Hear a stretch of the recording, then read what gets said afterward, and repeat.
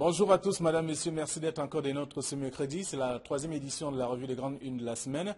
Qu'est-ce que la presse nous propose? Découvrons ensemble ce que les journaux proposent ce matin. La nouvelle expression parle à nouveau de l'Assemblée nationale. Curiosité et interrogation autour de l'incendie. Donc c'est le titre du journal. Les enquêteurs, oui, même les enquêtes qui sont donc ouvertes à la suite de l'incendie du Palais des Verts de Ngouaikele devront donc scruter plusieurs pistes qui vont au-delà de la seule cause accidentelle déjà donc annoncé par certaines autorités. C'est à lire en page 10 de la nouvelle expression de ce matin. Le même journal parle aussi d'après 37 ans, Mugabe démissionne enfin. Le vieux combattant a fait donc parvenir une lettre où il a finalement jeté l'éponge, une leçon de sagesse pour beaucoup de ses pairs africains, encore donc accrochés au pouvoir. C'est ce qu'on lit en page 12 de la nouvelle expression. Le même journal parle aussi de la crise anglophone avec une nouvelle sortie de Maurice Kamto. Dans une déclaration, le président du MRC condamne les assassinats des civils et même des militaires. C'est en page 11 de ce numéro disponible dans les kiosques ce matin. Et puis l'indépendant qui est dans les kiosques parle de San Melima avec le front anti-Bia qui divise donc le Dja et le Bor. André Noël Essian qui est au centre donc d'une campagne de diabolisation des élites préjudiciable donc à la mobilisation des militants du RDPC. À la veille de la présidentielle 2018, c'est ce que le journal met à la une ce matin, en page 11. Également, ce sont des explications à lire dans ce numéro. Le journal parle aussi de Cameco, banditisme financier à ciel ouvert, dérives managériales et documents exclusifs relatifs aux surfacturations. C'est à lire dans le dossier de la page 5, la page 7 du journal L'Indépendant. Lady Sahel parle donc du Grand Nord avec au moins 2 jours par semaine dans le noir. C'est ce que le journal fait savoir, que c'est bien entendu Eneo qui a donc annoncé tout ça. Ça devient très difficile pour ces populations qui ont fait un retour aux lampes tempêtes. C'est ce que le journal propose ce jour. Le journal s'intéresse aussi à Kolofata, où on parle de 5 morts dans un attentat suicide. Le même journal s'intéresse à l'université de Ngaoundéré. On parle des cartes de séjour encore exigées aux étudiants de la CIMAC. En page 11, et toujours dans les kiosques également ce mercredi, on va retrouver Repère qui s'intéresse bien entendu à l'Assemblée nationale. Le grand malaise, c'est le grand titre du journal avec une image de l'Assemblée nationale brûlée en partie.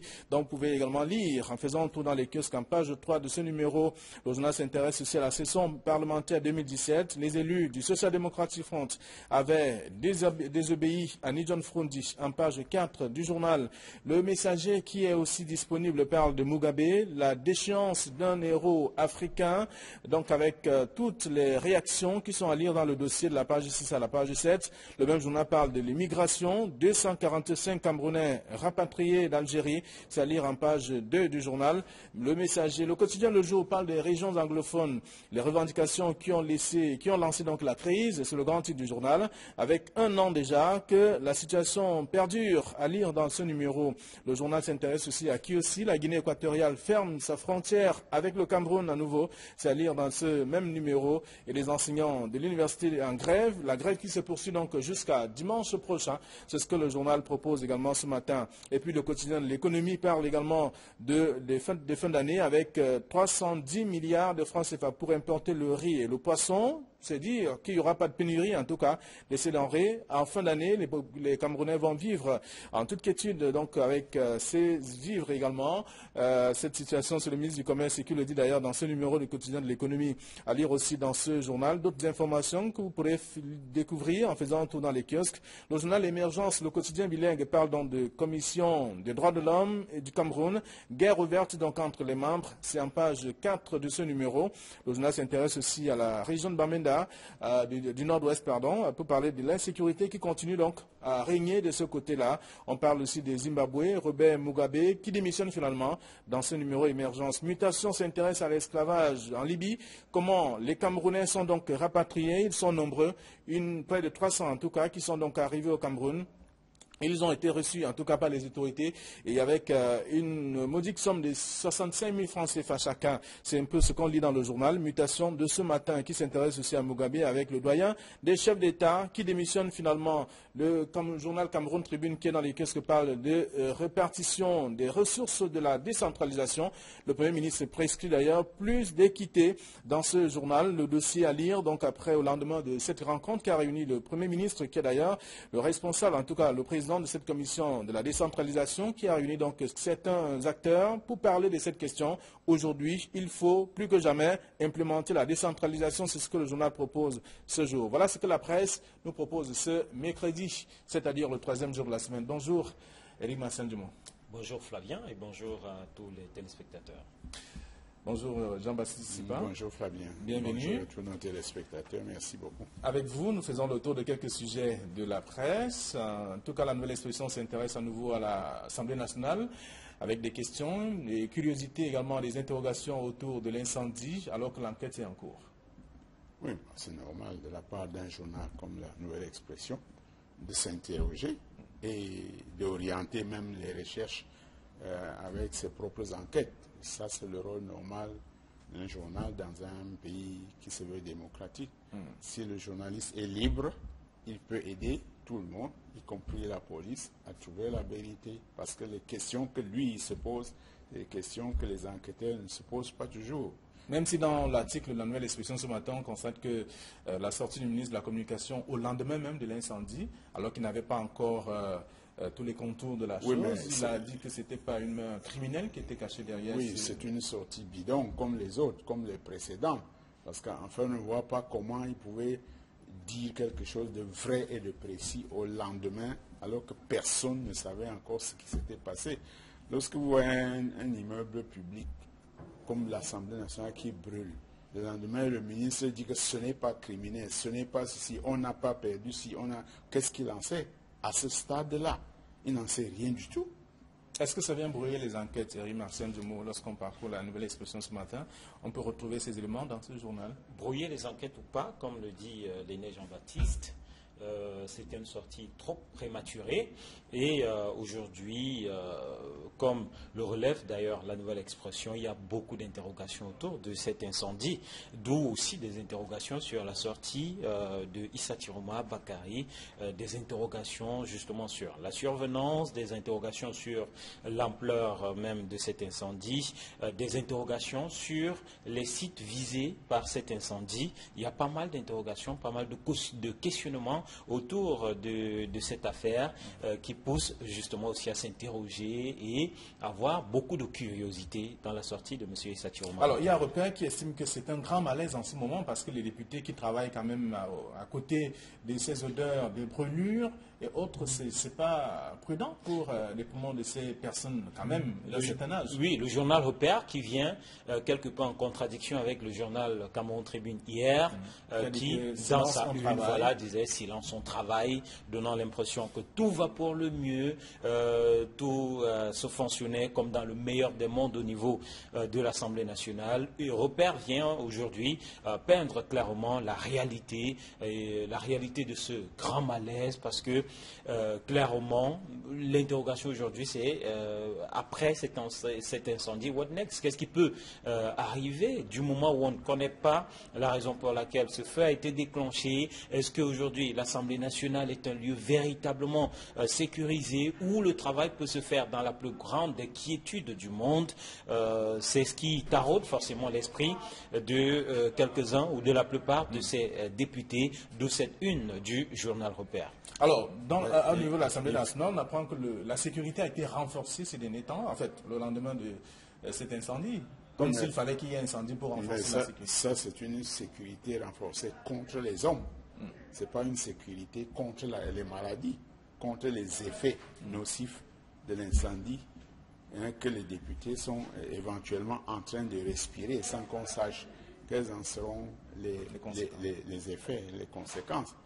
Et ce que vous faites remarquer entre Repère et Cameroun Tribune, c'est tout à fait normal.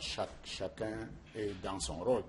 Le Cameroun Tribune, qui est le journal camerounais que le gouvernement a confisqué, joue son rôle de qui lave.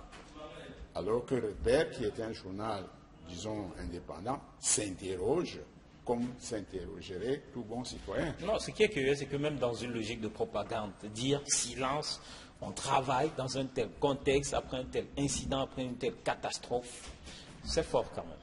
Très bien. Ce sont des informations que vous pourrez lire donc, dans la nouvelle expression qui revient et parle de curiosité et même des interrogations autour de l'incendie, malgré notamment les enquêtes qui sont menées. Il y a eu déjà des annonces parlant notamment d'une main criminelle, enfin, écartant l'hypothèse d'une main criminelle. C'est le ministre de la Communication qui a fait des révélations.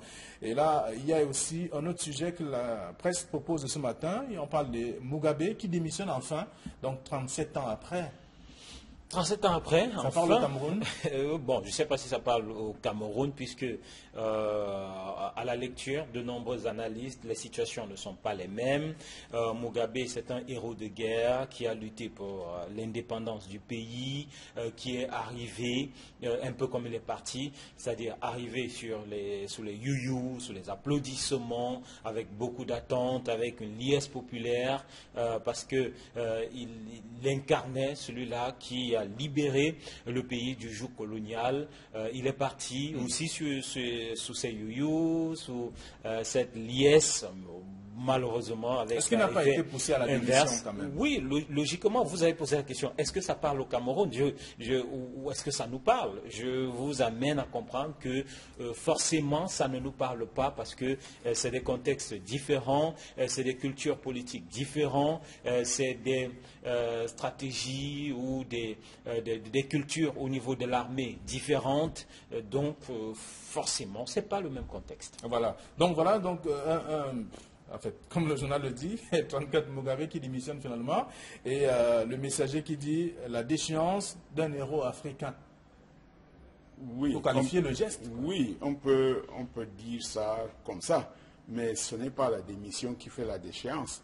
La déchéance date d'un certain nombre d'années de gouvernance où Mugabe manifestement était fatigué et a pensé que parce qu'il était le héros, il devait être le Dieu, donc qui ne peut pas se tromper et donc qui ne partira jamais, qui est éternel. C'est ça la déchéance, ce n'est pas la démission.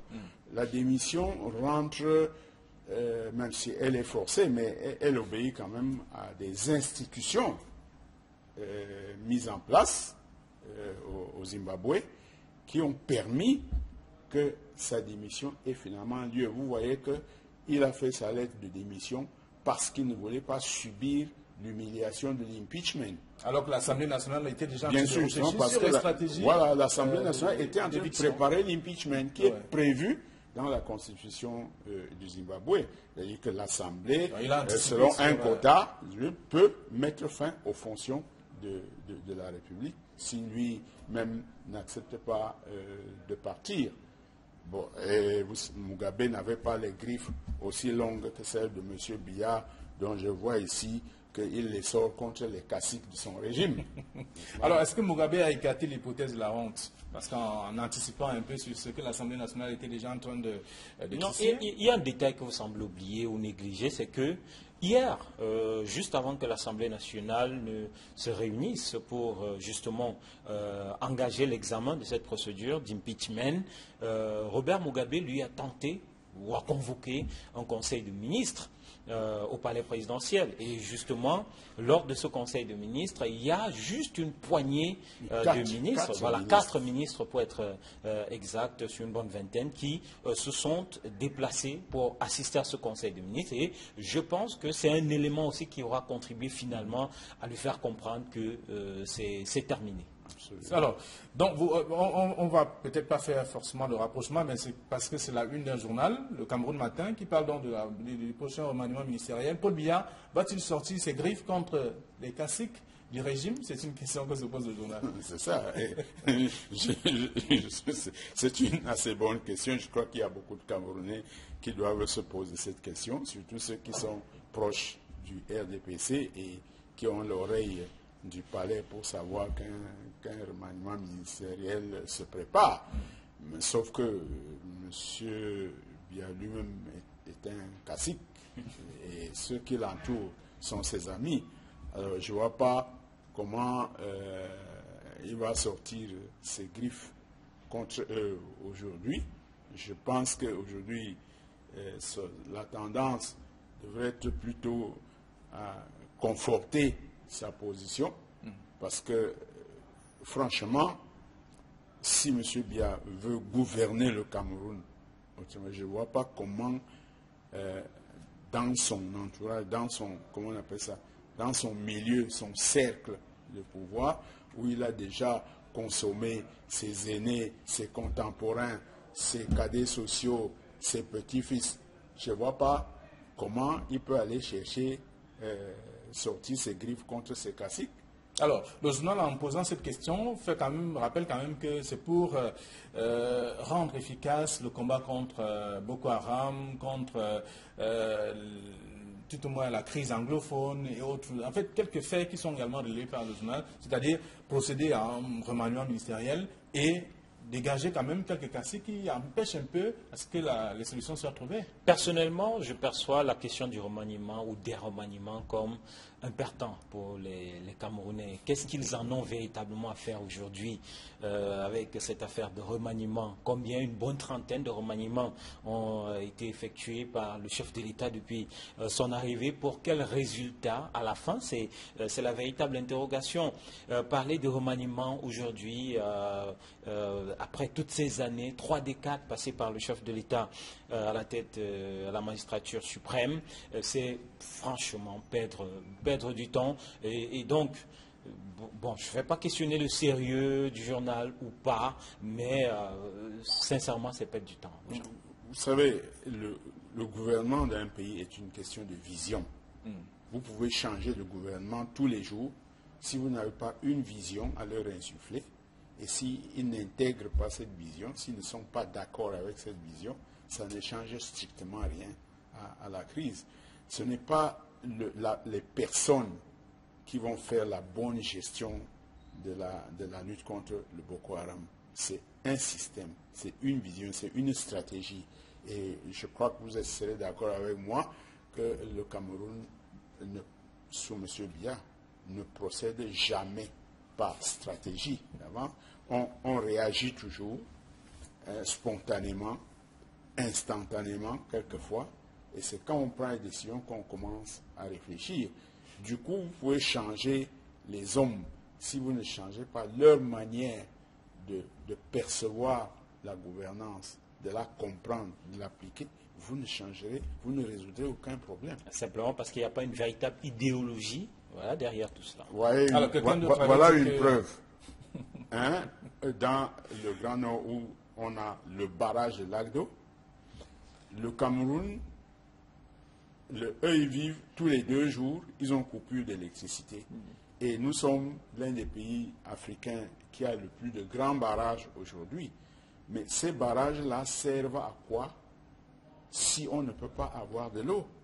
Très bien, vous parlez de l'eau, il y a donc la question de l'eau dans le même journal. Je vous proposais donc 2 titres. Il y a le Cameroun Matin qui parle de la situation de l'eau potable au Cameroun avec beaucoup d'argent décaissé, mais les robinets ne coulent toujours pas. C'est la question, mais tout cela a été révélé lors de l'installation du tout nouveau directeur général de la Camwater, et c'est le ministre de l'eau et de l'énergie. Et en même temps, on retrouve dans l'œil du Sahel ce matin, on parle du Grand Nord, au moins 2 jours par semaine dans le noir. Et ce sont les populations qui font recours finalement aux lampes tempêtes. Voilà, la crise énergétique qui est malheureusement l'un des gros boulets finalement dans le bilan du chef de l'État, dans le bilan du gouvernement, le bilan global. On change les hommes à la tête de ces structures. J'allais ajouter un journal qui a évoqué le cas de Camerco aussi tout à l'heure. Voilà, toutes ces structures qui malheureusement échouent, qui font face à des échecs simplement en raison de l'absence de vision.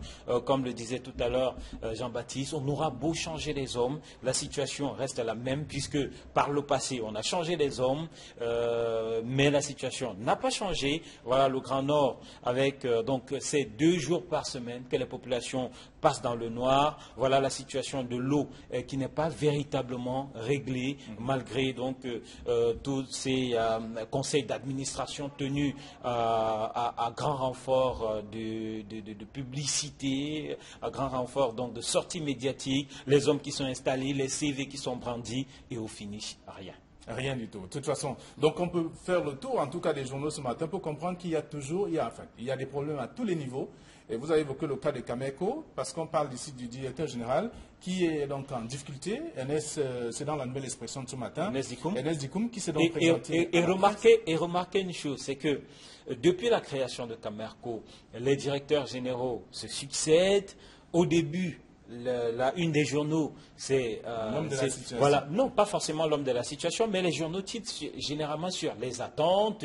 Voilà, il a le profil de l'emploi, il peut faire ci, il peut faire ça, et c'est généralement dans les 2-3 premières semaines que les journaux commencent à déchanter. Voilà, il y a des phrases qui commencent à être relevées, les titres commencent à changer. Le DG qui fait son apologie, voilà, c'est le titre de la nouvelle expression aujourd'hui. Vous allez voir déjà que dans les jours précédents, il y a eu des unes qui montraient les frasques du directeur général, du nouveau directeur général de Cameco. Les courriers anonymes qui sont arrivés sur la voilà. du ministre. Attendons de voir les unes des journaux dans les semaines à venir. On va aller de façon crescendo, on va relever l'état de ce directeur général, on va présenter ses limites et on est parti pour recommencer un conseil d'administration qui va mettre en place un autre directeur général, la situation qui ne va pas changer. Les mêmes causes produisant toujours les mêmes effets.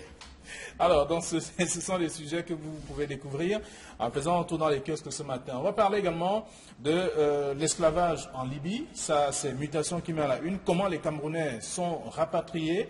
Ils sont à peu près 300. Comme on les annonce, en tout cas 245 comme dit le messager. Voilà, donc le messager également qui met à la une de cette même information, parlant bien entendu de 245 Camerounais donc rapatriés d'Algérie. Oui, qu'est-ce que vous voulez qu'on dise là-dessus? Ça rentre dans ce que nous venons de dire tout à l'heure. Quelle est la politique menée par le gouvernement camerounais pour maintenir les jeunes Camerounais dans leur pays, pour donner un sentiment d'amour pour leur pays? C'est des jeunes gens qui n'ont pas d'emploi ou qui ont des sous-emplois, donc qui ne trouvent pas leur bonheur, leur bien-être dans leur pays et qui essayent d'aller chercher ailleurs. Malheureusement, cette migration n'est pas organisée et quand les pays de destination décident de ne plus les recevoir, c'est encore les pays africains qu'ils placent devant pour empêcher que le chez eux soit envahi. Soit envahi, c'est ça le mot, n'est-ce pas? Et du coup, malgré tout l'amour que l'on s'affirme dans les instances de l'Union africaine, l'Algérie est bien obligée de servir de paravent, de mur protecteur de l'Europe contre les Africains et peut les renvoyer tous les jours en masse, comme on a vu dans le cas du Cameroun. Et quand ils reviennent chez eux, on ne leur pose pas la question, de savoir qu'est-ce qu'on peut vraiment faire pour vous. On leur distribue 65 000 francs par jour à l'arrivée. Un bonhomme qui a fait plusieurs mois dans le désert, qui arrive en Algérie, qui est retourné chez lui, il débarque à Douala, on lui donne 65 000 francs. C'est la réponse à quelle question? Non, mais personnellement, je vais apprécier d'abord le geste. Parce que je pense qu'il y a un terme qui est très souvent utilisé par nos gouvernants, parlant de notre diplomatie, qui est une diplomatie, j'oublie malheureusement l'expression, qui est très souvent utilisée, mais c'est pour dire que c'est une diplomatie discrète, qui ne s'affiche pas beaucoup, mais qui est efficace. Bon, dans le cas échéant, on a fait une situation où très souvent les Camerounais à l'extérieur crient leur mal-être, font face souvent à des situations sans que le gouvernement ne réagisse. Mais pour une fois, ou sur ce cas précis, on a vu le gouvernement se mobiliser donc pour faire rapatrier, revenir à la maison ces personnes enclins à une sorte d'esclavage dans cette partie du Maghreb africain, revenir, même s'ils n'ont perçu que 65 000 francs, vraiment, je voudrais apprécier le geste parce que c'est quelque peu... Est-ce que c'est parce que les jeunes eux-mêmes ne veulent pas travailler? Non, avant qu'on entre dans les causes endogènes, exogènes, pour justifier apprécier le fait que les jeunes partent. Oui, je dis, je veux apprécier l'événement, le fait en lui-même que des Camerounais se soient retrouvés en difficulté à l'étranger et que le gouvernement se soit mobilisé pour les faire revenir. C'est déjà quelque chose d'appréciable par rapport à l'endormissement généralement observé quand les Camerounais sont en difficulté à l'étranger. Moi, c'est ce que j'apprécie. Maintenant, les raisons, les raisons ou les causes de cette situation, voilà, c'est tout autre chose. S'il faut revenir sur ces raisons, on reviendra sur ce qu'on a dit depuis le début de cette émission. Mais c'est quand même un problème. Les limites. Ouais, ça reste un problème. Il y a quand même, au-delà de ce qu'on peut imaginer, déjà quelques petits emplois qui sont créés pour occuper les jeunes. Oui, c'est des bribes. Ça représente quoi par rapport à cette masse de jeunes? Pas grand-chose. Il y a ceux qui ont quand même l'esprit qui nourrissent ça au quotidien. On est d'accord. C'est-à-dire partir, même quand ils ont quelque chose à faire. On est d'accord. D'ailleurs on a très souvent vu des gens qui sont ramenés comme ça et qui vous disent, franchement, ils sont prêts à se mobiliser en 400 et 500 000 francs CFA pour reprendre la route. Il y a des téméraires qui ont perdu tout espoir de vie dans leur propre pays et qui sont prêts à tout, même à cet esclavage, dans l'espoir de se retrouver Alors, dans les efforts des familles, je voudrais parler sur le plan financier, des familles qui se réunissent, qui cotisent, en tout cas, on dit, bon, allez, on peut accompagner notre fils qui va quand même, s'il réussit, tant mieux, la famille va être en haut, comme qui dirait. Mais vous savez, chaque famille aspire au bonheur de ses enfants. Lorsque les enfants viennent vous présenter des plans, des projets en disant que je vais aller faire, il faut absolument que j'aille faire dans tel pays, faire telle autre chose, les parents, eux, et la plupart d'entre eux, c'est des gens qui ne sont pas informés de ce qui se passe à l'extérieur. Eux, ils pensent, ils sont convaincus qu'en mettant un peu d'argent, ils peuvent permettre à leurs enfants de jouer, de tenter l'aventure. Bon, il se trouve que le gouvernement camerounais, moi j'admire votre optimisme, mais le gouvernement camerounais qui a parce qu'il a apprécié le geste. Oui, bien sûr, qui accueille. Mais non, le geste est appréciable, mais oui. Sauf que c'est insignifiant par rapport à une politique d'immigration. D'abord, une politique des jeunes, puis une politique de migration. Ce n'est pas en 2017 que le problème commence. On a toujours vu des Camerounais partir, revenir, certains expulsés, d'autres renvoyés, certains reviennent même enchaînés dans les avions. On parle les accueillir, on les envoie chez eux. Mais qu'est-ce que notre pays a déjà mis en place comme politique pour résoudre ce type de problème? Parce qu'au départ, si vous n'avez pas la capacité de créer des emplois pour empêcher les jeunes de partir, vous pouvez au moins prévoir une structure pour réhabiliter ceux qui sont expulsés de l'extérieur, là où ils sont partis et qui n'ont plus rien. Voilà. Donc, il ne faut pas leur interdire le droit d'aller se débrouiller. Et quand ils reviennent, il faut quand même les accueillir, pas parce que le type qui a reçu 65 000 francs hier, il a quoi encore dans la poche? Il a sauvé sa vie. Il a sauvé sa vie. Le gouvernement a sauvé sa vie. Il a eu la possibilité de rentrer. Voilà, c'est déjà, pour moi, c'est déjà ça. D'accord. Alors, merci. Je vous invite donc à lire toutes ces informations dans les journaux ce matin, en faisant un tour dans les kiosques. Merci. Merci. Et Jean-Baptiste, merci également. Bonne journée à vous. Le plaisir était pour moi. Demain, nous serons encore là. Il sera 9h30 sur Equinox. Allez, au revoir.